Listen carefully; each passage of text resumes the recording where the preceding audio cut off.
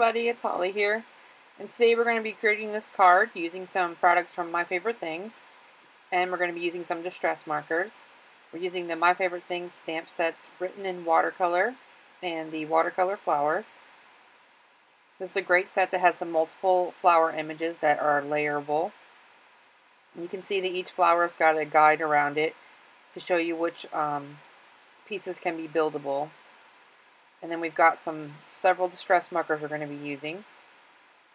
We're also going to be using an acrylic block, some water with some paintbrushes, or you can use a water brush or an aqua painter if you have those on handy. We're also going to need a paper towel or a rag or something just to dab your water on. And we're going to be using some Tim Holtz distressed watercolor cardstock.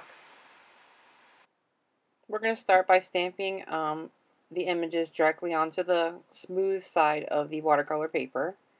And I'm just going to use the Festive Berries marker, and I'm going to ink up the stamp directly with the marker.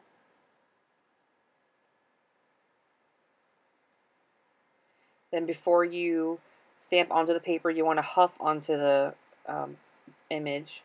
This just gives a little breath of warm, moist air to kind of moisten up the marker a little bit. And then I decided to go ahead and put a piece of foam underneath my cardstock to give it a little extra cushion, because that cardstock does have a little bit of texture to it. Now these are distress inks, whether you're using the ink pad or the marker, so you are going to get a little bit of a splotchy look to it, because that's just the nature of the ink itself.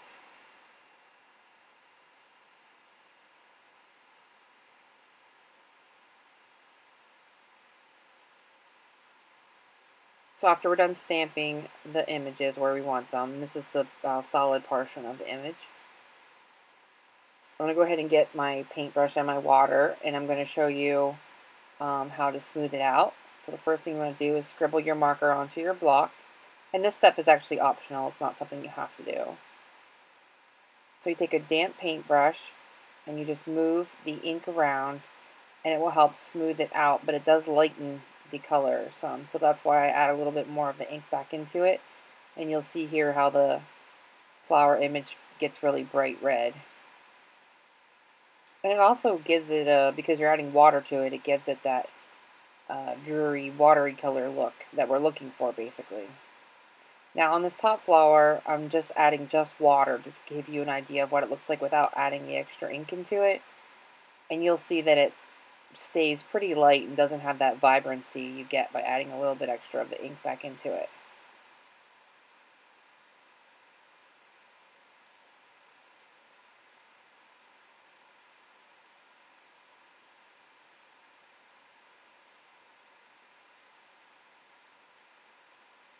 I'm going to go ahead and dry them with a heat gun just because I used some water onto the images. I want to make sure it's dry a little bit before I start the next step.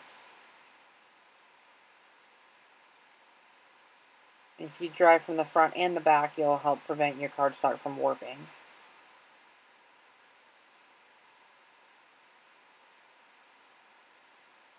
Then we're just going to use the next image in the progression, and we're going to use the, what is it? Fired brick marker is the one I'm using for the second step. Same thing, just ink up the stamp and then give it a good just huff on it, and then put it down on the image where you want it to go. This is just going to give it a deeper red color. It's kind of hard to see on the camera there.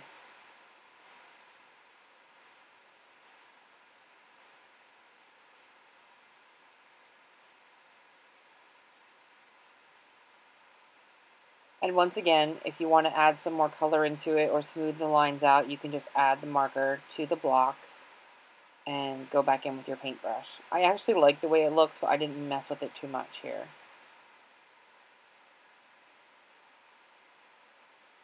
I dried it for just a second because this next third step I'm using the Gathered Twigs marker, and I really want that color to kind of blend in on its own into those reds a little bit because it is a brown.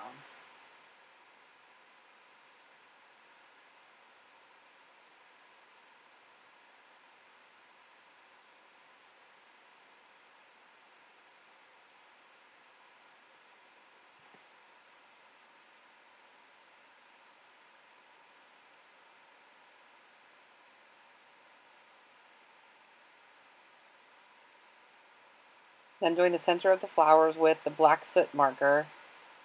And same thing, scribble on the ink and then huff on it.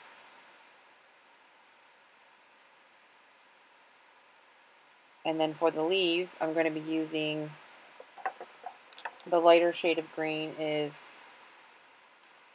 peeled paint, and the darker one is forest moss. And on this first leaf here, you'll notice I realized I used the wrong color. So I went in and added some water and lifted as much of the ink off as I could. So you want to start with the peeled paint as the lighter of the green shades. So I just went ahead and added my leaves.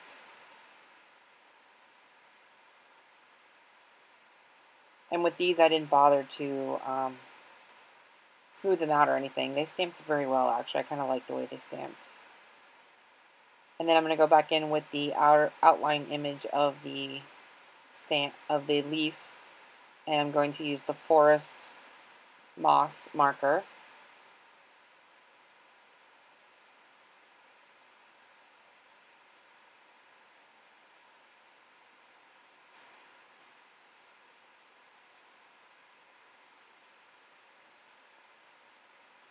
And using the markers is just actually another way if you don't own the ink pads, because you could obviously use the ink pads to do this too, but if you don't own the ink pads, this is another good way to use your markers. And this would work with any type of water-based markers. Alright, so now we're going to go ahead and start the background. And I'm doing the same thing. I'm just inking up the block with the weathered or stormy sky. And I used an ink pad there to show you what it would look like if you used both inks, coming from a ink pad or a marker. So with the background, one of the important things you want to do is make sure your flowers are dry. Start out with clean water and then add a drop of the ink onto it and help spread it out. And you're just adding a little bit at a time. You want to make sure you don't get any water onto your flowers because it'll bleed the red out into your background. And you want to work in small areas. Here you can kind of see I'm just working a little bit at a time. And then once you have your sky or the proper amount of blue that you want on there, you want to go back in with some clean water on your paintbrush and just go over the outside edge, and that will help smooth it out and transition it from the blue into the white background.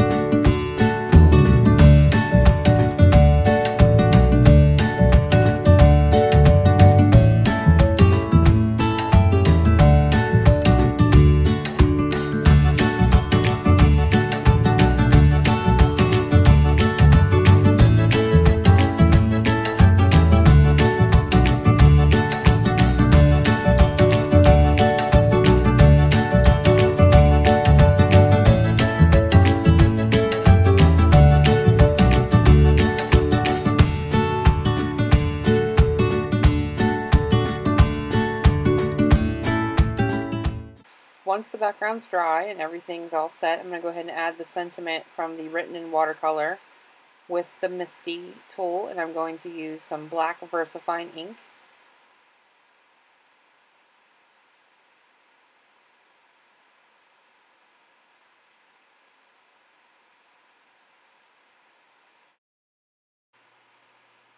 So to finish the card off, I added a piece of polka dotted paper from Lawn Fawn onto the front of a top folding white card base. And then I added the watercolor panel onto a piece of black cardstock and tilted each panel and mounted it to the front of the card with some foam tape. And here I'm adding some black sequins from Pretty Pink Posh using some Ranger Multimedia Matte. And that's in 6 and 4mm sizes. And that's it. And that pretty much finishes off my card today. I hope you like it, and I will be back, and I will see you soon. Thanks for watching.